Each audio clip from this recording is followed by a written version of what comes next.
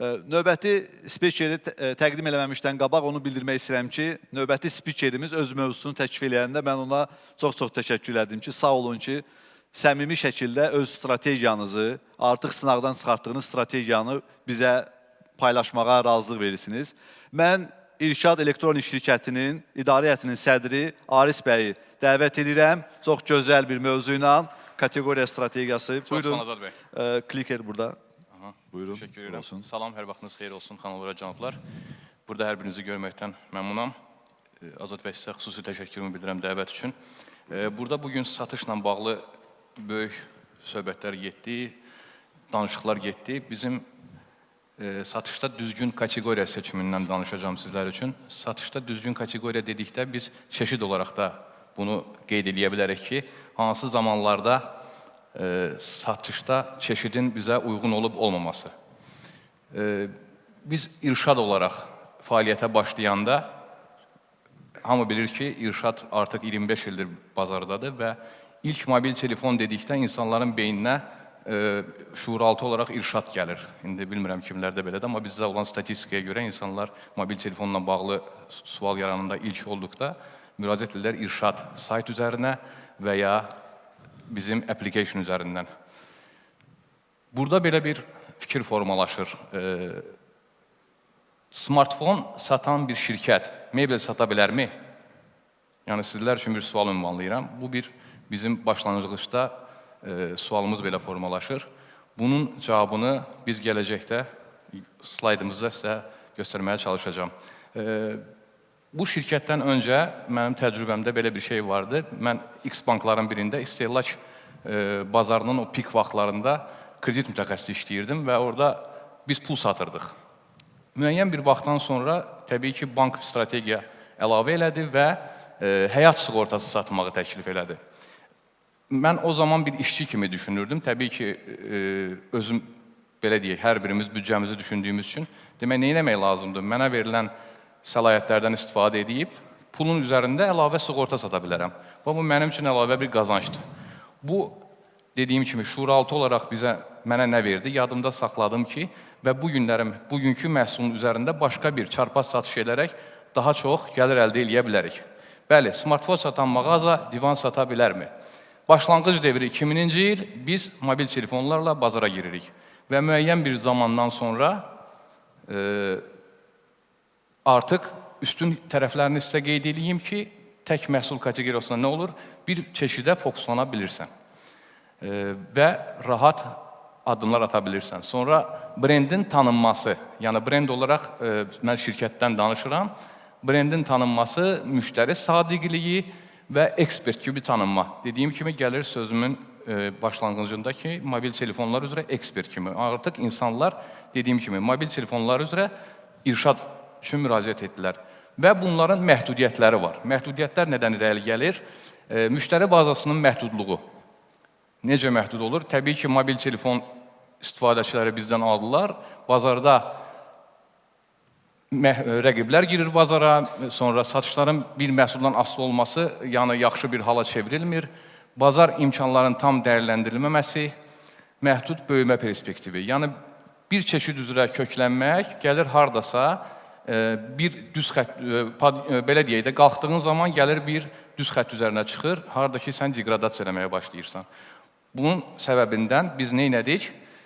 Bazar doyma mərhələsinə gəldi, çatdı. Biz növbəti olaraq, baxın, bu qrafikdə göstəriləcək, tək xətt üzərindən qalxa-qalxa 2000-ci ildən gəlib 2018-ci ilə qədər artım gedir. Buna səbəb, dediyim kimi, bir məhsula fokuslanma, brendin yaranması artıq, amma 2018-ci ildə biz hiss elədik ki, həmən zamanlar mən Satış və Xidmət Departamentinin rəhbəri idim və üzərimdə böyük bir yük var idi. Və biz nə eləmək istədik? İlk genişlənməyə getdik. Genişlənmə dedikdə nəyə nəzər tutduq? Çünki rəqiblərimiz artıq digər sahədə fokuslanmışdılar. Bəyaz əşya, böyük məişət texnikası, kiçik məişət texnikası və biz də bu addımı ataraq ilk genişlənməyə getdik. Genişlənmə nə oldu?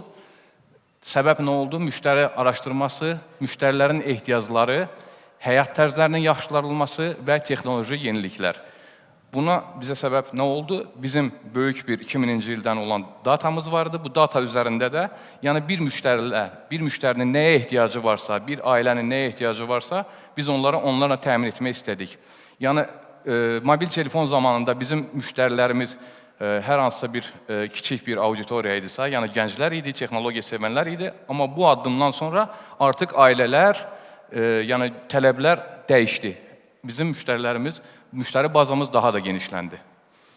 Onun üçün burada xətt üzərindən göstərəcəm sizə.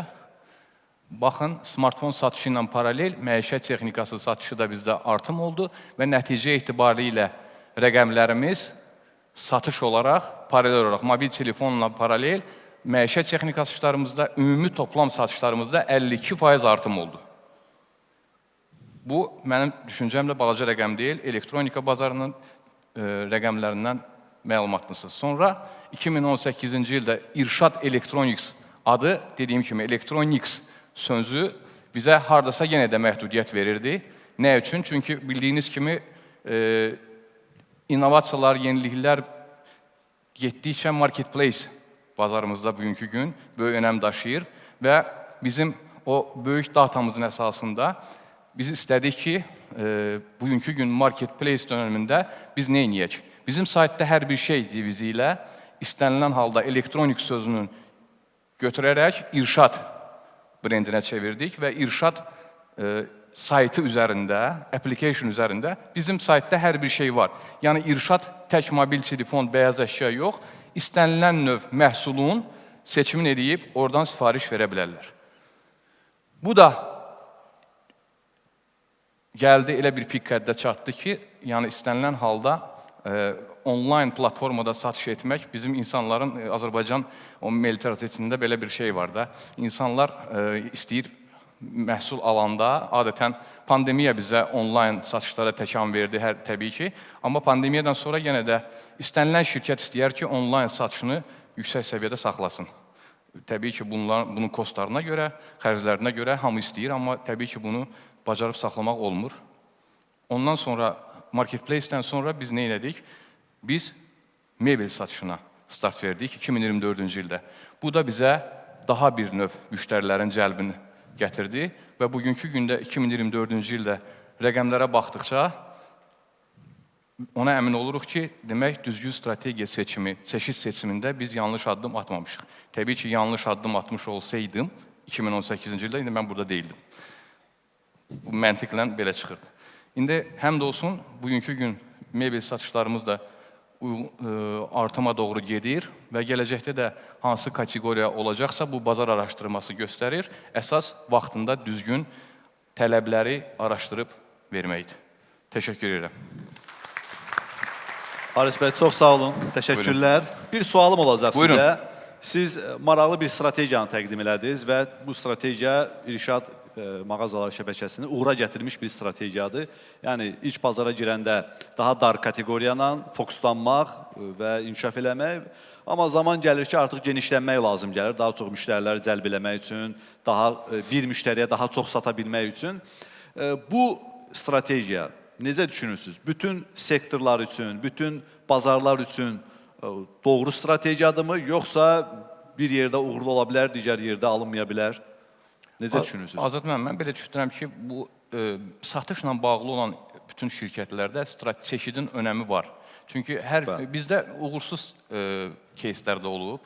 Yəni, bunu danmaq olmaz. Əsas odur ki, vaxtında bazar araşdırması edib, sizdən tələb olunan məhsulun bazara çıxardılması. Yəni, bugünkü gün mən, misal üçün, İrşad olaraq biz bazarda geyim gətirib satsaydıq, mənə gəlir ki, bu bizim üçün uğurlu olmazdı.